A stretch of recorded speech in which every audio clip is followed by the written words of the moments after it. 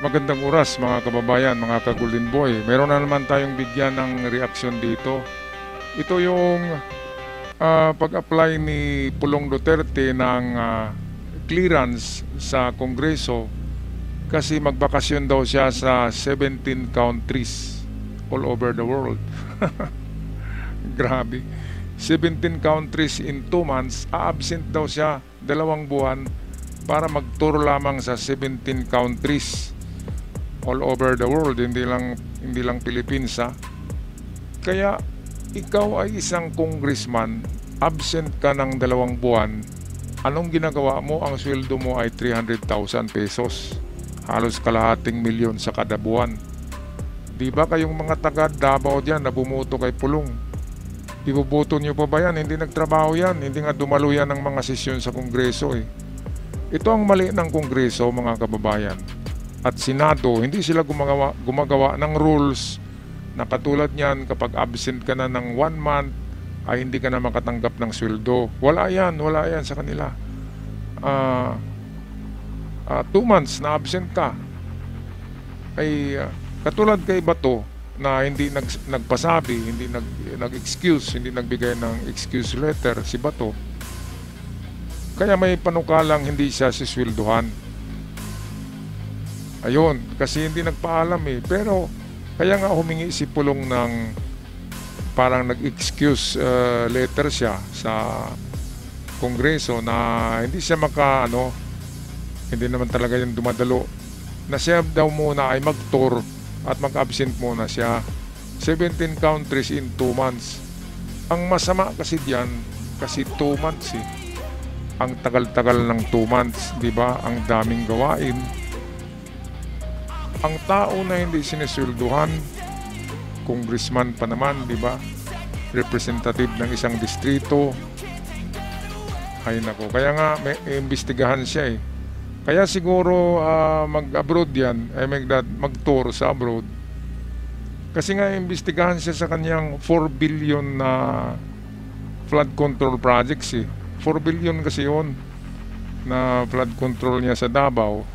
Iimbestigahan kasi nakikitang may mga ghost project din. Kaya ito siguro kasi duwag din, magaling lang sa salita, mana sa kanyang ama. Kaya siguro ito bibiyahe ng malayo. Kasama na diyan ng di ba? Pagliwaliw niya, manchik siguro sa 17 countries, iba't ibang babae. Gano'n naman yung style niya, di ba? Saka marami siyang pera.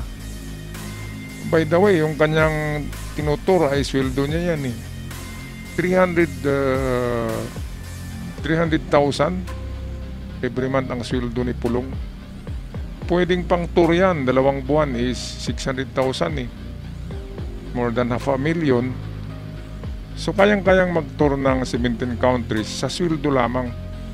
So ngayon, ibig sabihin, sinisweldohan si Pulong natin para lang mag-tour. Ako, hindi nga ako nakarating kahit Hong Kong Tapos siya, nag-tour-tour, pera natin yan Grabe. Kaya kayong mga constituents dyan, ibubuto nyo ba yung congressman nyo na hindi nagtrabaho? Grabe. Gumising naman kayo dyan. Bakit nakapikit kayo? Kahit na kayo supporter niya, nakita nyo hindi nga nagtrabaho, bakit ibubuto nyo pa? Bakit ibubuto nyo pa? Dahil ba kayo'y nabudol? Kayo'y nabudol Gumising nga kayo. Hindi nagtrabaho. Katulad kay Bato, ganun din. 2 buwan na rin na nawawala si Bato. Tapos may sweldo pa rin. Kasi walang rules ang Senado at Kongreso na itong mga absent ay hindi nasweldohan. Walang ganyan. Kahit daw absent ka, may sweldo ka pa rin. Napaka grabing batas yan sa Senado at Kongreso. Tayong nagpasweldo sa kanila, tapos wala palang deduction kung mag-absent. Grabe. Only in the Philippines, mga kababayan. Kaya balik tayo dito, balik tayo. Ito sinupalpal siya ni itong Representative Antonio Tinio. Pakinggan natin Pakinggan natin. Ano ba siya?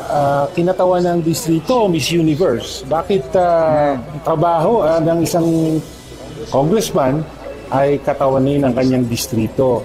Na dapat mag-expect ang mamamayan ng mas mataas na standard ng serbisyo mula sa kanilang mga elected representatives. Tama. Nagpasa rin ang isa sa mga kilalang kritiko ng pamilyang Duterte kasunod ng naiulat na hiling na pahintulot ni Davao City Representative Paulo Pulong Duterte na makapagbiyahe sa 17 bansa at teritoryo mula December 15, 2025 hanggang February 20, 2026. Kunestyon din ni House Deputy Minority Leader at ACT Teachers Party List Representative Antonio Tino ang timing ng pagbiyahe ng kapwa kongresista sa gitna ito ng umani questionableng proyektong kontrabaha sa Distrito 1 ng lungsod ng Davao. Kung matatandaan, ang Makabayan lawmaker ang humihiling sa Independent Commission for Infrastructure o ICI na imbestigahan ang nasa 4.4 billion pesos na halaga ng flood control sa distrito ni Congressman Pulong dahil sa posibleng mga anomalya. Kaduda rin ang timing ng request dahil Kuhang-kuha,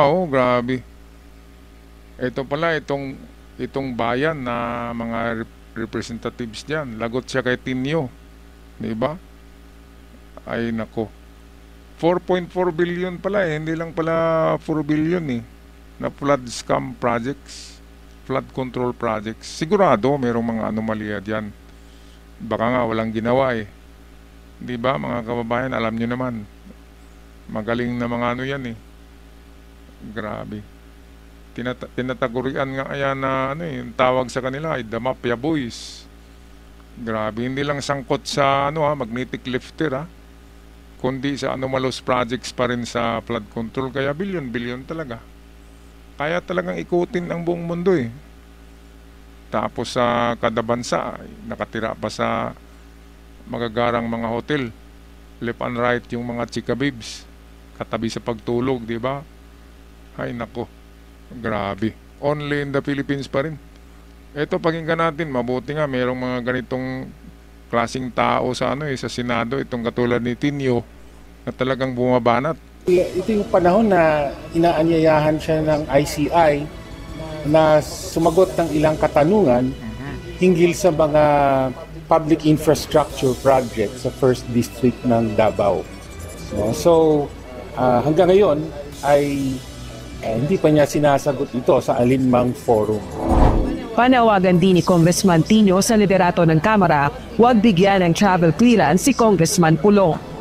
Pero ayon kay Bicol Cerro Party List Representative Terry Ridon, karapatan ng kongresistang maghain ng travel clearance request. Gayunman, dapat handa rin itong harapin ang mga aligasyon sa kanya. Malaya naman siya mag-request ng travel clearance sa House of Representatives, pero very important po na he should be able to make himself available pagka nagkaroon na po ng proceedings on syempre Davao City infrastructure project. Para naman sa isang House Assistant Majority Leader, hindi pangkaraniwan ang hiling na pagbiyahe sa 17 bansa at teritoryo ni Congressman Pulong. Ayan, so grabe naman to. Hindi nga yan pangkaraniwan. Hindi pangkaraniwan. 17 countries in just 2 months. Anong gagawin mo sa 17 countries in just 2 months? Parang nagpapaalam na yata ito, baka kulong na ito Kaya magliwaliw na lang muna siya, titikim ng mga chika babe doon. Iba't ibang lahi, di ba? Takot sila sa mga puti, pero sa chicks na puti, mahilig Kaya siguro yun ang puntahan niya, yung mga lugar na maraming magagandang chika babe. Di ba, mga kababayan? Kasi may kaso siya sigurado. Sila Bong Revilla nga kinakasuhan na lalo na siya. Si Bong Revilla di ba kasama yan ni PBBM sa alyansa? Bakit kinakasuhan? Di ba? Lalo na si Pulong na kalaban ni PBBM. Talagang kakasuhan yan ng ICI sigurado. Kaya ang kanyang gagawin, lumipad muna ng ibang bansa at magtatago na doon, diretso na yan. Baka pupunta yan ng Alaska doon na magtatago o kaya sa North Pole. O kaya kung pwede sa South Pole, wala nang doon. Wala nang habol sa iyo sa South Pole, ang lamig-lamig Ay nako, grabe. Grabe na mga public servants. Ako nga sa trabaho, isang absent lang, medyo makonsensya na ako Sa trabaho ko sa sa ibang trabaho ko. Lalo na dito sa kapag congressman ka, public figure ka, nakikita ka Ako, maliit lang na kumpanya yung pinagtrabahuan ko eh. Kaya nga, gabi lang ako palagi nakapag-edit. Mga card lover, mga golden boy. Dahil nga may trabaho din ako sa araw. Eh, kapag ikaw ay congressman at senador, pala-absent ka. Katulad ni Bato. Ngayon, ginaya ni Pulong si Bato eh. Kasi 2 buwan na nawawala si Bato. So yun din gagawin ni Pulong. Dahil pala swildado sila. Kahit na absent pala, swildado eh. Napaka walang kwintang batas yang meron sa Kongreso. Wala silang disciplinarian rules. Dapat merong magdisiplina sa kanila dyan. Kasi ginagastos nila pera ng Pilipinas eh. Mabuti pa yung sinisweldo na 300,000 per month. Ilang missiles na ba yun, mga kababayan? Ilang baril na ba? Ilang bala na ang mabili noon para panlaban natin sa China? Marami na, 300,000. Marami na. Tapos sinisweldo sa hindi nagtatrabaho.